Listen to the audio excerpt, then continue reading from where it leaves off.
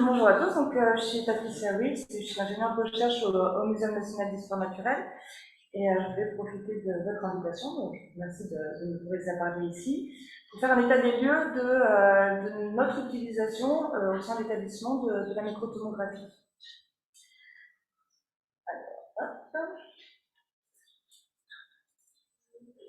Donc le Muséum national d'histoire naturelle, qui est situé à Paris, mais qui a aussi des sites en région, est un établissement qui est connu pour ses espaces d'exposition, mais qui a 5 missions statutaires, et notamment la recherche, puisqu'il regroupe 16 UMR qui sont répartis en 3 départements, adaptation du vivant, homme-environnement et origine et évolution. Une importante mission du muséum, ça va être la gestion, la conservation de 68 millions environ de spécimens qui sont répartis ici par grands ensembles. Alors, je ne sais pas si vous arrivez à lire, c'est tout petit. Et globalement, on va retrouver de la zoologie, de la botanique, de la minéralogie, de la paléontologie, de la préhistoire et aussi des collections vivantes. Et en lien avec cette mission de conservation, on a un intérêt fort, évident, pour les techniques non destructives, pour analyser, étudier ce matériel patrimonial. Donc le muséum s'est équipé d'un microtomographe en 2011, sous l'impulsion d'un paléontologue, Philippe Janvier, qui a reçu un prix de la Fondation Del Duca et qui a choisi de donner au muséum ce prix de 200 000 € quand même, pour impulser en fait l'achat d'un microtomographe sur place. Avant, les chercheurs qui utilisaient la microtomographie, c'était surtout les paléontologues et les paléoanthropologues, et ils travaillaient en collaboration avec des services hospitaliers voisins ou dans des facs qui étaient équipés de microtomographes, surtout pour les sciences des matériaux. Et il n'y avait pas d'équipement dans Paris Intramuros. Cet achat donc, a été soutenu par une dizaine d'UMR au sein de l'établissement, avec des thématiques très variées, donc pour l'étude de la biologie, de la biologie fonctionnelle, évolutive, nos utilisateurs historiques, donc les paléontologues et les paléoanthropologues, mais aussi les archéologues, etc. Il a été choisi d'acheter un équipement polyvalent avec 2 sources à rayon X pour pouvoir satisfaire le plus grand nombre d'unités de recherche et notamment pouvoir scanner depuis l'insecte jusqu'au crâne d'éléphant. Cet appareil-là a été positionné dans un plateau technique dédié au sein d'une UAR. Donc l'UAR, c'est ce qui s'appelle 2AD, acquisition et analyse de données de production naturelle, et on est rattaché à la direction de la recherche. Donc on a vraiment un objectif de soutien à la recherche et aussi d'assurer un accès à l'ensemble des unités de l'établissement. En termes de fonctionnement, on a une collègue ingénieure qui est l'opératrice unique et la responsable technique de l'équipement, et elle seule est habilitée à réaliser les acquisitions. On a un formulaire de demande qui est disponible en ligne et qu'on ouvre plusieurs fois par an. Et on évalue seulement la faisabilité des scans. On n'évalue pas la science qu'il y a derrière, parce qu'on n'est pas spécialiste des sciences qui sont réalisées avec notre instrument. Donc c'est seulement une question de faisabilité. Au début, on évaluait beaucoup s'il y avait vraiment besoin de microtomographie par rapport à une numérisation qui pourrait être faite en surfacique. Maintenant, les gens sont habitués, donc on voit vraiment arriver des besoins de caractérisation des structures internes. Les acquisitions sont tarifiées, ça permet de prendre en charge les coûts de maintenance, qui sont assez élevés, ainsi que les consommables. Évidemment, on va avoir un coût préférentiel pour les personnes du muséum, et on est aussi ouvert aux académiques extérieures. Au niveau de la plateforme, on fournit les scans, seulement les scans, en quelque sorte, qui sont donc un ensemble de coupes virtuelles de l'objet, mais on ne produit pas le post-traitement des données. On ne fait pas nous-mêmes la modélisation 3D. Par contre, on propose un soutien à l'analyse d'images, et c'est mon rôle au sein du plateau. Et l'idée, c'est d'accompagner les utilisateurs sur des logiciels dédiés en fonction de leurs besoins et de les amener à l'autonomie. Je vais vous proposer quelques éléments chiffrés. Alors, on a eu l'HCERS, du coup, ça serait en 2022. Mais globalement, donc entre l'installation 2011 et 2022, on a scanné environ 3000 spécimens. La plupart viennent du muséum, mais pas que, puisqu'on a aussi environ 800 spécimens externes. Donc, ce qu'on appelle externe, c'est simplement du matériel de comparaison qui provient d'autres musées, d'autres institutions, donc ils sont sollicités par nos chercheurs, ou alors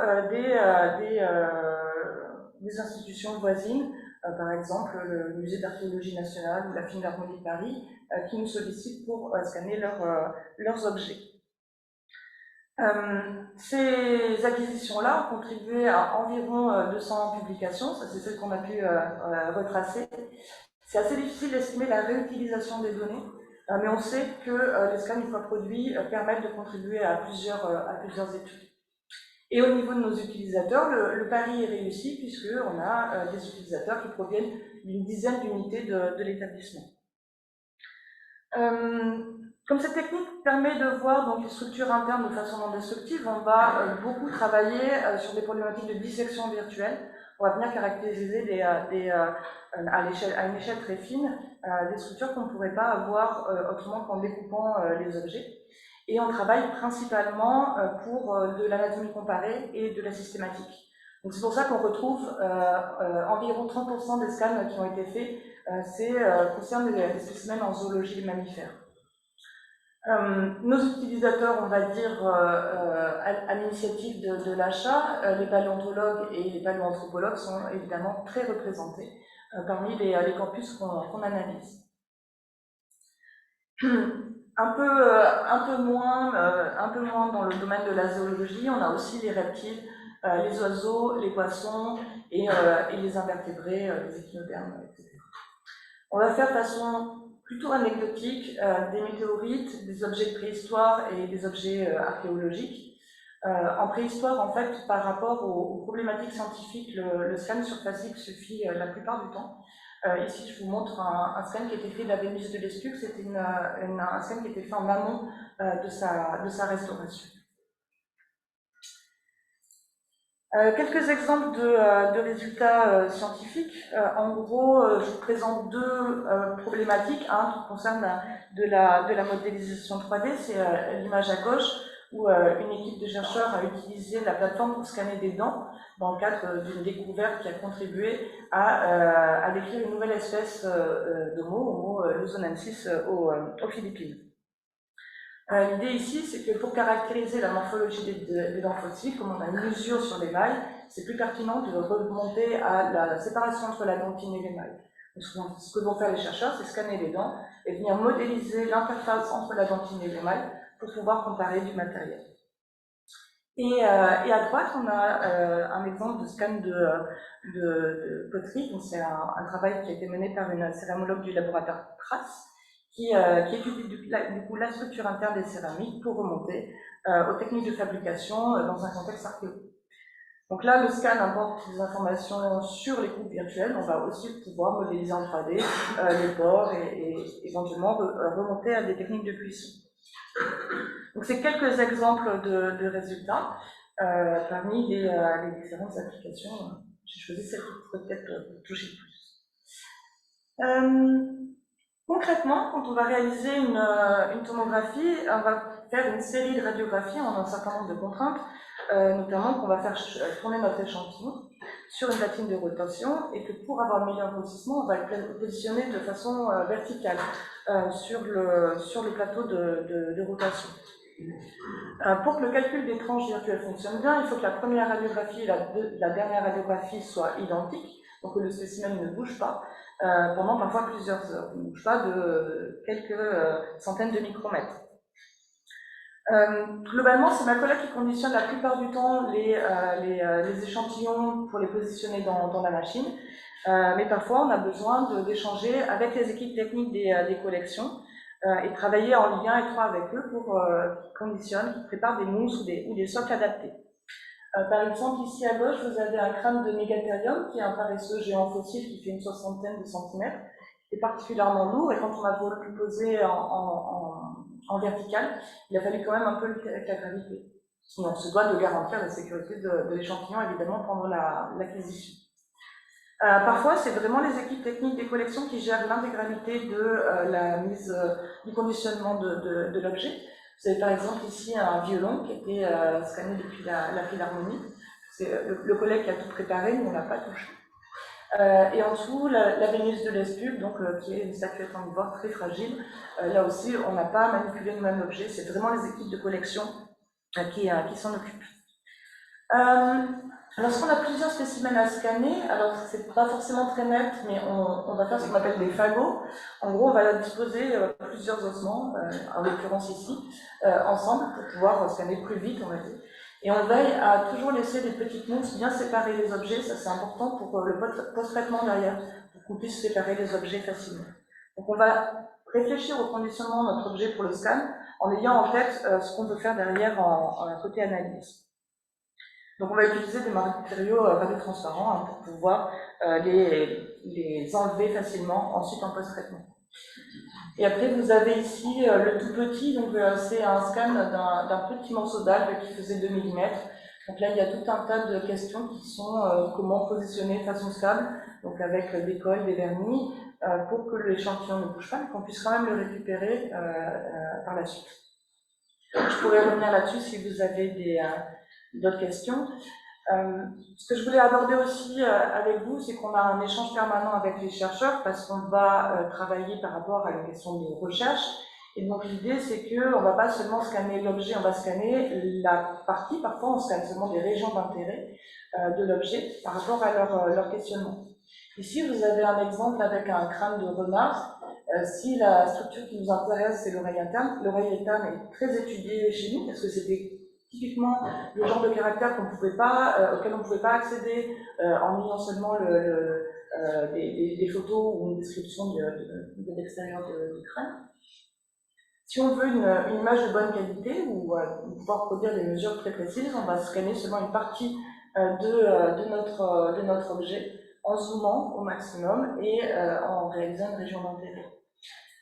Globalement, vous avez ici un exemple de coupe virtuelle pour ce crâne de renard. On va avoir un voxel qui va être 3 fois plus fin si on travaille en région d'intérêt. Et donc le compromis, c'est qu'on n'a pas forcément les mêmes temps d'acquisition si on veut scanner un objet entier à une résolution incroyable que si on veut voilà, le modèle en un quart d'heure, on n'aura pas forcément la qualité. Sachant que je parle de compromis, mais la plupart du temps, les chercheurs ils veulent la meilleure qualité possible. Donc, on fait au mieux en fonction des temps et des moyens. Ouais. Une petite slide sur les limites. Là, par exemple, on a du contraste en densité. Donc, si on veut distinguer des structures en microtomographie, il faut qu'elles aient des densités distinctes. Donc nous, ça nous concerne beaucoup quand on travaille sur des spécimens qui sont conservés en fluide, par exemple, quand on va regarder des tissus, on ne va pas forcément bien les voir, parce que c'est que de l'eau, ça absorbe très peu les rayons X.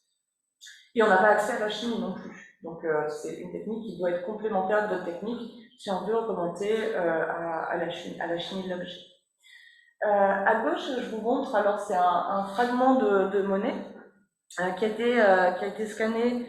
La question était apportée ici par une collègue de l'IRAMAT qui voulait voir en gros si on pouvait voir la plaque d'argent et la distinguer de lame en cuivre.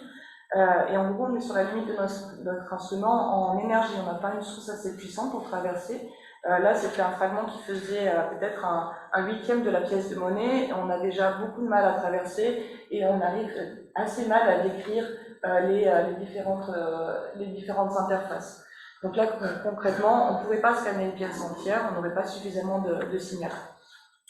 À droite, on a une image particulièrement moche.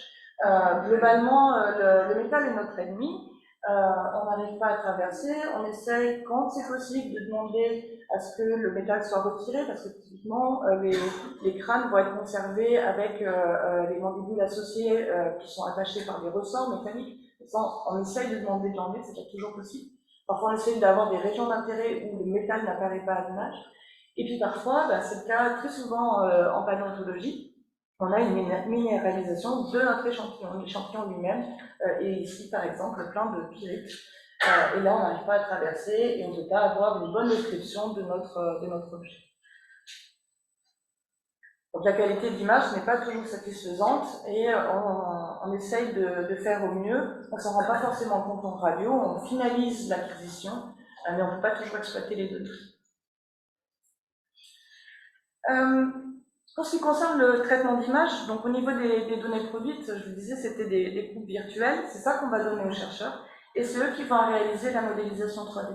Et c'est une étape qu'on appelle la segmentation, où concrètement on vient sélectionner des pixels qui nous intéressent. Alors là par exemple, c'est une question anatomique, on va séparer les différents os d'un pied de girafe. On attribue donc des coupes de pixels qui correspondent à notre zone d'intérêt, à des calques différents, et on vient calculer l'émaillage de chacun de ces calques. Donc pour ça, c'est des logiciels dédiés, et on a besoin généralement de stations de travail dédiées, parce qu'on a des jeux de données qui font entre 5 et 10 gigas en routine.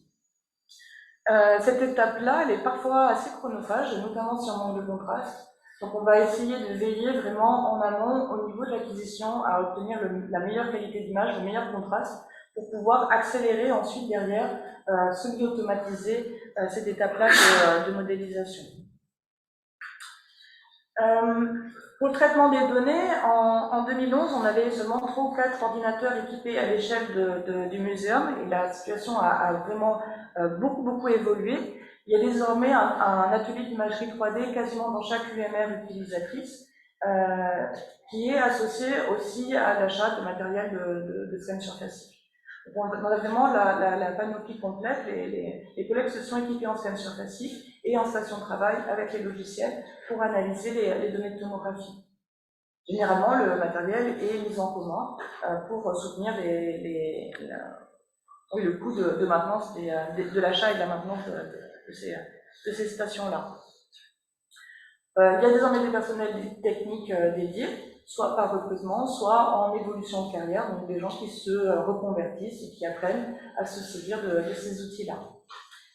Au niveau de l'évolution des logiciels, nos objectifs à court terme, ça va être de sortir des solutions propriétaires pour se débarrasser justement des coûts de maintenance associés aux logiciels de segmentation, et d'explorer les logiciels qui proposent du machine learning pour automatiser les tâches, notamment quand on a des corpus où beaucoup d'objets se ressemblent. On va pouvoir gagner du temps là-dessus. Pour accompagner les étudiants, j'interviens au niveau master et au niveau doctoral, mais j'ai mis aussi en place des ateliers de formation continue sur 2 aspects principaux. Un traitement d'image assez généraliste avec le logiciel Imagy. On va aborder les questions de réduire le poids des données de façon propre, repositionner les éléments. Donc c'est vraiment assez basique, mais ça donne les clés et ça donne aussi du vocabulaire qu'on va trouver dans les différents logiciels. La plupart des logiciels, on les a aussi en anglais, donc c'est important d'avoir les concepts en anglais derrière les programmes qui sont appelés. En segmentation, j'ai choisi 3D Slicer. Alors l'offre est assez variée en libre. Généralement, on récupère des logiciels qui viennent plutôt du domaine médical, dont 3D Slicer, qui a l'avantage d'être très léger et assez facile à apprendre. Et on l'a vu pour les étudiants pendant la période Covid, c'était très important qu'ils puissent installer des logiciels assez légers sur leurs ordinateurs personnels. Et à partir de l'année prochaine, l'idée c'est de proposer Dragonfly, qui est gratuit pour le monde académique et qui propose des outils de machine learning. Donc on est en train de s'y mettre là et de proposer un contenu adapté. Au niveau du traitement des maillages 3D, on travaille pas mal avec MeshLab et on a aussi des licences géomagiques qui sont peut-être plus faciles à prendre en main pour les étudiants. On participe à de la dissémination. On a peu de projets qui sont vraiment basés sur de la modélisation 3D pour la muséographie, contrairement à nos collègues en surfacique, parce qu'ils vont avoir de la couleur et ils vont être beaucoup plus réactifs aussi en termes de temps. Nous, on va se cantonner à faire des images quand vraiment on doit modéliser les structures internes. On a fait des ensembles de fichiers PDF 3D pour l'enseignement avec des collègues de Sorbonne Université. Là, ce qui était intéressant, c'était que les étudiants pouvaient manipuler interactivement les modèles et que les enseignants pouvaient annoter justement dans le PDF 3D pour appuyer le discours d'enseignement de l'anatomie. On a également monté un site web pour montrer des résultats qui s'appelle le cabinet de curiosité 3D. Alors, on a choisi de présenter des scans parmi ceux qu'on avait déjà fait, donc qui avaient été faits pour des questions de recherche. On n'a pas fait un corpus de scans dédié pour le site. Ce qui en est cool, c'est qu'on n'a pas vraiment de ligne éditoriale derrière ça. Et en gros, j'ai sollicité les chercheurs pour qu'ils nous produisent des petits textes pour expliquer en quoi la tomographie les avait accompagnés dans leur sujet de recherche. Mais globalement, en fait, on a quelques modèles qui sont un petit peu en vrac, et on se rend compte que ça fonctionne pas bien. Les internautes arrivent, jouent un petit peu, alors c'est l'interface 3D, hop, on a un petit peu l'objet, et puis ils repartent. Donc on s'est rendu compte que ça ne convenait ni pour le grand public, ni pour les chercheurs, ni pour les scolaires, parce qu'on n'était pas du tout adossé à des programmes scolaires. Et globalement, ça prend beaucoup de temps de préparer un modèle 3D qui soit joli, dans le sens où on réinjecte avec ZBrush l'information avec des photos sur le maillage. Donc c'est un prototype, il a le mérite d'exister, mais il mériterait vraiment d'être pensé, et notamment en se faisant accompagner de collègues dont c'est le métier. Et enfin, pour réaliser des animations, on utilise des logiciels propriétaires. Donc dans les interfaces de segmentation, on peut faire des petites animations où on va venir séparer les couches en fait de notre objet et les faire bouger les unes par rapport aux autres. Et en logiciel gratuit, on va utiliser Blender. Alors pour ce qui est du stockage, on fonctionne encore avec le système qu'on a mis en place en 2011. À savoir qu'on sauvegarde seulement les données qui sont issues des spécimens des collections du muséum, qui ont un numéro d'inventaire informatisé. On avait un système sur bande où on stockait les radiographies en se disant que de conserver les données brutes avait un intérêt si les logiciels de reconstruction évoluaient. En fait, c'est pas le cas. Donc on a arrêté de stocker les radiographies depuis l'année dernière. Et donc on garde sur disque les coupes, donc, qui sont des piles d'images au format TIFF avec un fichier texte associé, et on a une arborescence par ensemble de collections et un identifiant. Donc Astérix, c'est le nom de la plateforme, avec l'année, le numéro du projet et le nom du porteur. Donc on s'y retrouve entre nous, mais globalement c'est assez peu lisible pour les externes. Les travaux réalisés sont visibles sur un portail qui s'appelle la 3D Tech. Et donc on voit voilà ce qui a été fait, mais c'est pas un portail qui est facile, on peut pas facilement chercher à l'intérieur de ce portail, on peut pas accéder aux données non plus, puisque seule notre équipe a accès au FTP où sont déposées les données. Donc on a beaucoup de progrès à faire et on est très loin des principes, justement. Il y a aussi d'autres problématiques, c'est qu'on ne stocke pas les modèles 3D, puisque c'est pas nous qui les faisons, c'est les chercheurs. Donc les chercheurs les construisent et ils les gardent sur leur disque dur, on les récupère pas, et c'est eux qui choisissent de les déposer pour publication. On n'a pas la main là-dessus. Donc on perd quand même pas mal de matériel, puisqu'on ne récupère pas ces informations-là. En termes de contexte, au niveau du muséum, on est impliqué dans l'infrastructure DISCO, qui est une infrastructure européenne distribuée qui réunit 120 institutions, je crois. Et dont l'idée, c'est de mettre ensemble des institutions qui ont des collections d'histoire naturelle. Le programme DISCO est en cours de montage et sera bientôt effective. Et leur notion, enfin, ils travaillent autour de la notion du spécimen numérique étendu. Donc, Digital Extended Specimen, Extended Digital Specimen, où globalement, au-delà de l'objet physique, l'idée c'est d'agglomérer toutes les données d'observation, les publications associées, les analyses, les mesures, de la génomique, etc. Donc, la modèle 3D, l'imagerie 3D serait une composante parmi toutes ces données-là autour de l'objet.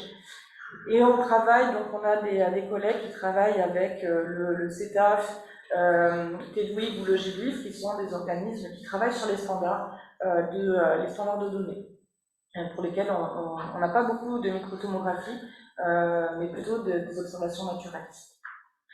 Le volet France de DISCO, c'est Recolnat, et le muséum est porteur de cette infrastructure-là, qui a beaucoup travaillé sur la numérisation en 2D, donc beaucoup de photos qui ont été faites au muséum avec tous les partenaires français.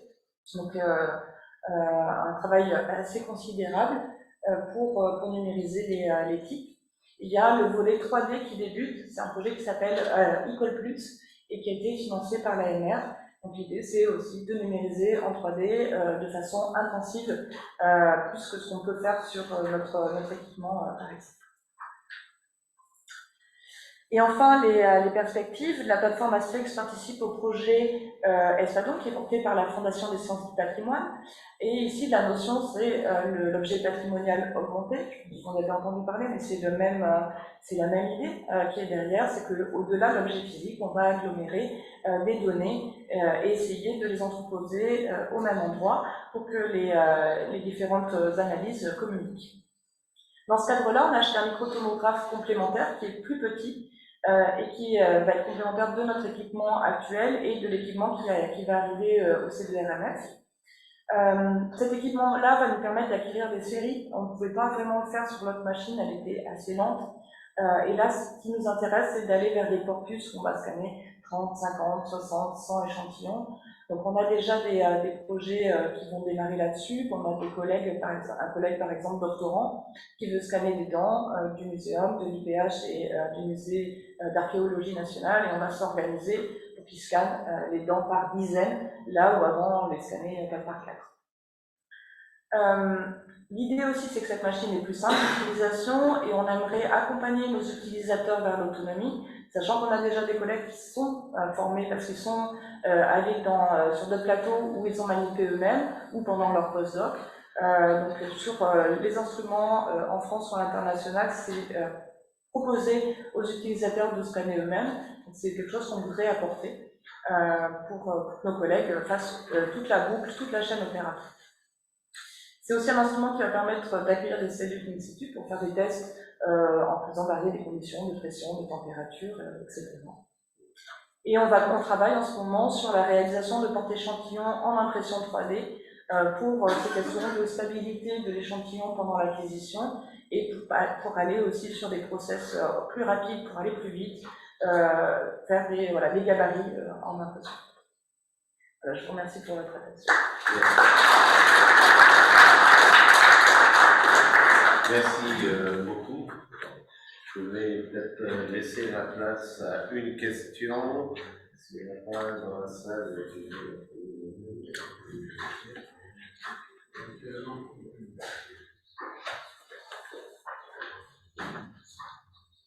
J'ai une question sur la possibilité de varier les délais de l'imagerie 3D avec l'imagerie dessus classique, avec de la sur classique. Il peut avoir oui. Là, c'est vrai que c'est un vrai sujet. Pour nos collègues, ils marient très bien le surfacique et la photogrammétrie. C'est vrai que nous, on ne l'a pas vraiment mis en place.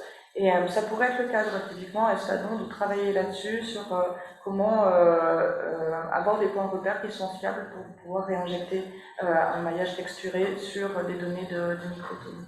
C'est des choses qu'on ne fait pas du tout au quotidien, mais qui potentiellement pourraient nous aider pour tout ce qui est diffusion là-dessus. Faire une photogrammétrie et la réinjecter, ça nous ferait gagner beaucoup de temps. Ok, merci beaucoup.